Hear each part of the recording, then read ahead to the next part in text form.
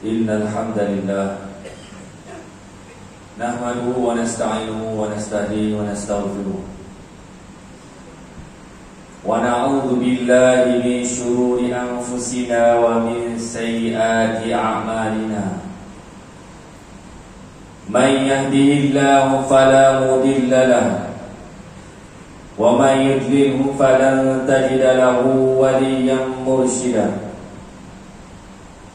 أشهد أن لا إله إلا الله وحده لا شريك له وأشهد أن سيدنا محمدا عبده ورسوله اللهم صل وسلم وبارك على سيدنا محمد وعلى آله وصحبه وبارك وسلم أما بعد يا أيها الذين آمنوا اتقوا الله حق تقاته ولا تموتن إلا وأنتم مسلمون. Wahai orang-orang yang beriman, bertakwalah kamu kepada Allah Subhanahu wa taala dengan sebenar-benar takwa, dan janganlah kamu mati melainkan mati sebagai seorang Islam. Hadirin sedang dimana rahmati Allah SWT sekalian, seperti biasa saya menyeru pada diri saya dan juga tuan-tuan sekalian, marilah kita sama-sama bertakwa kepada Allah Subhanahu wa taala dengan sebenar-benar takwa. Mudah-mudahan dengan bekalan takwa yang kita bina, yang kita buat, ini yang menjadi bekal yang terbaik untuk kita menuju bertemu dengan Allah Subhanahu wa taala di akhirat nanti. Kita berada dalam bulan Zulhijjah. Hari ini 2 Zulhijjah 1446 Hijrah, yang mana tak lama lagi kita akan bersama-sama menyambut Hari Raya Aidul Adha, yang mana salah satu daripada perkara yang kita boleh lihat bersempena dengan Aidul Adha yang bakal kita sambut adalah tentang peristiwa Nabi Allah Ibrahim AS, tentang perjuangan baginda, tentang pengorbanan baginda, tentang kepatuhan baginda, tentang kesabaran baginda, dan pelbagai perkara-perkara yang kita boleh pelajari daripada Nabi Ibrahim AS. Sebagai umat Nabi Muhammad SAW, kita adalah umat yang paling utama untuk menghayati perjuangan dan menghidupkan kembali ajaran Nabi Ibrahim AS. Allah Ta'ala berfirman, A'udzubillahi minasyaitanir rajim. Inna awlan nasi bi Ibrahim lalladzina ittaba'uhu wa hadan nabiyyu walladzina amanu wallahu waliyyul mu'minin. Sesungguhnya orang yang paling dekat kepada Ibrahim ialah orang yang mengikutinya, dan Nabi ini, yakni Nabi Muhammad sallallahu alaihi wasallam, beserta orang yang beriman kepada Nabi Muhammad sallallahu alaihi wasallam. Dan Allah adalah pelindung semua orang yang beriman. Asas utama Nabi Ibrahim, ajaran Nabi Ibrahim alaihissalam, ialah keyakinan. Keyakinan yang tidak berbelah bagi kepada Allah Subhanahu wa taala. Yakin dengan Allah Subhanahu wa taala. Yakin dengan janji-janji Allah Subhanahu wa taala.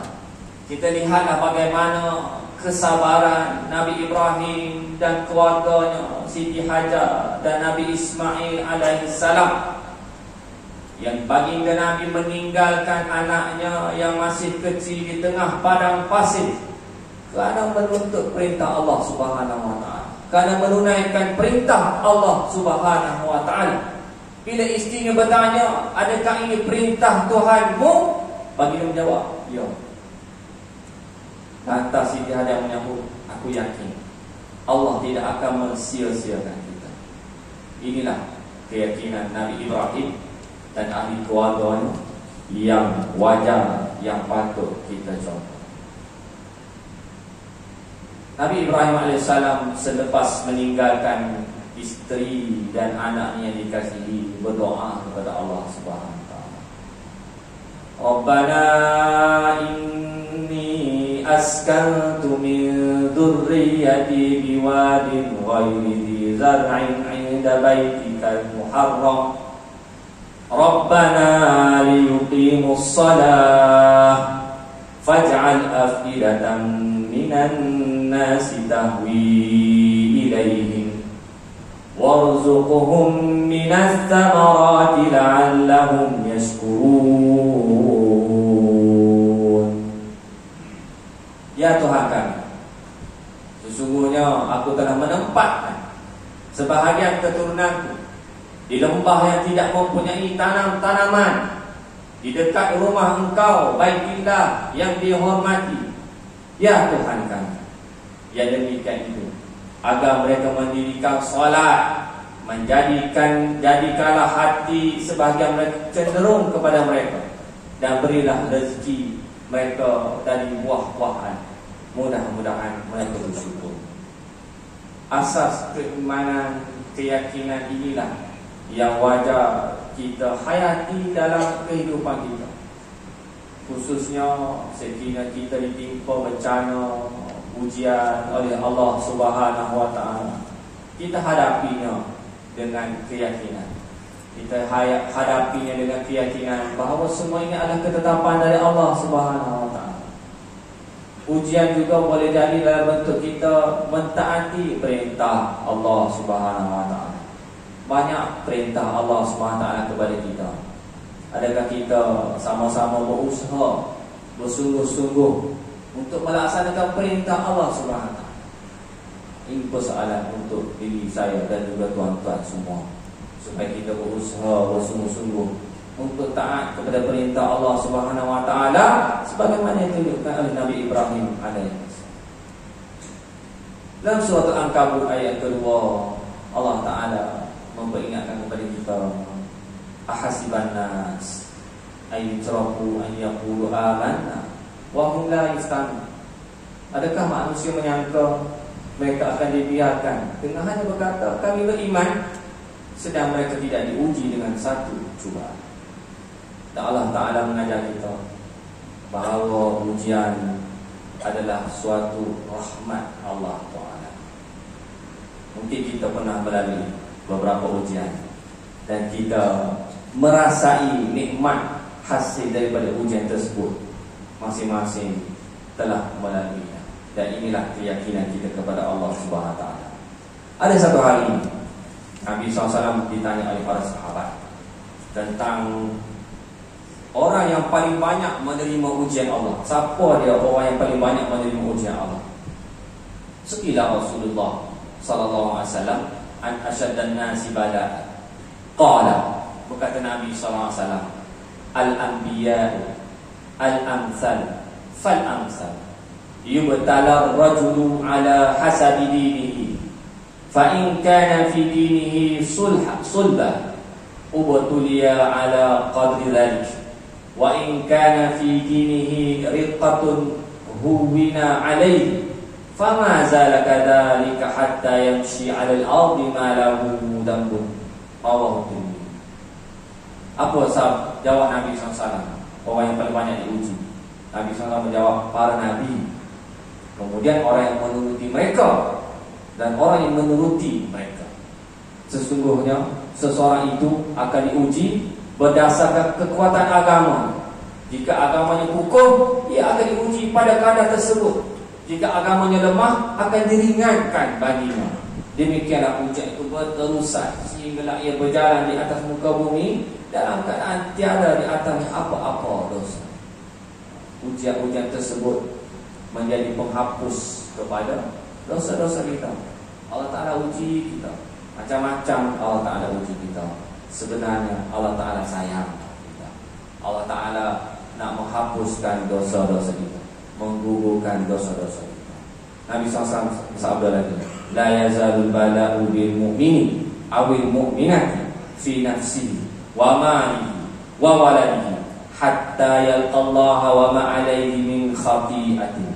Rawahu Tirmidzi wa Ibnu Hibban wal Baihaqi. Sentiasalah ujian bersama orang yang beriman, lelaki dan perempuan, pada dirinya hartanya, anak pinaknya, sehinggalah ia bertemu Allah, tidak ada satu dosa pun di atas Allah. Mudah-mudahan Allah Ta'ala mengampuni dosa kita. Di umat Islam, musim kita ni musim mengerjakan haji. Ramai yang dah pergi haji. Jemaah kita pun ada yang pergi menunaikan haji. Dan yang tak pergi haji boleh bersembelih korban untuk menghidupkan ajaran Nabi Ibrahim alaihissalam yang murni. Dan ia menunjukkan ketaatan mutlak kita kepada Allah Subhanahu wa taala. Menunjukkan kita ini yakin dengan janji-janji Allah, dengan pahala, dengan syurga, dengan dosa, dengan neraka. Kita yakin dengan janji-janji Allah Subhanahu wa taala. Kita buktikan keyakinan kita itu dengan pengorbanan kita. Pengorbanan harta kita, pengorbanan diri kita, pengorbanan masa kita, pengorbanan apa sahaja yang kita ada, pengorbanan intelektual kepada agama Allah Subhanahu wa taala. Segala nikmat Allah Subhanahu wa taala kita korbankan untuk agama Allah Subhanahu wa taala. Akhirnya, bismillah. Allah Taala berfirman, a'udzubillahi minasyaitonir rajim. Am hasibtum an tadkhulul jannah walamma ya'tikum mathalul ladzina khalaw min qablikum massathumul ba'sa'u wad-dharra'u wazulzilu hatta yaqula ar-rasulu walladzina amanu ma'ahu mata nasrullah ala inna nasrallahi qarib. Surah Al-Baqarah ayat 214. Adakah patut kamu menyangka bahawa kamu akan masuk surga padahal belum sampai lagi kepada kamu ujian dan cubaan seperti yang telah berlaku kepada orang-orang terdahulu daripada kamu? Mereka telah ditimpa kepapaan, serangan penyakit, serta digoncangkan sehingga berkatalah Rasul dan orang yang beriman yang ada bersamanya, bilakah pertolongan Allah? Ketahuilah sesungguhnya pertolongan Allah itu dekat. Barakallahu li wa lakum fil Qur'anil azim. Wa nafa'ani wa iyyakum bima fihi minal ayati wal dhikril hakim. Taqabbal minni wa minkum tilawatahu innahu huwas samiul alim.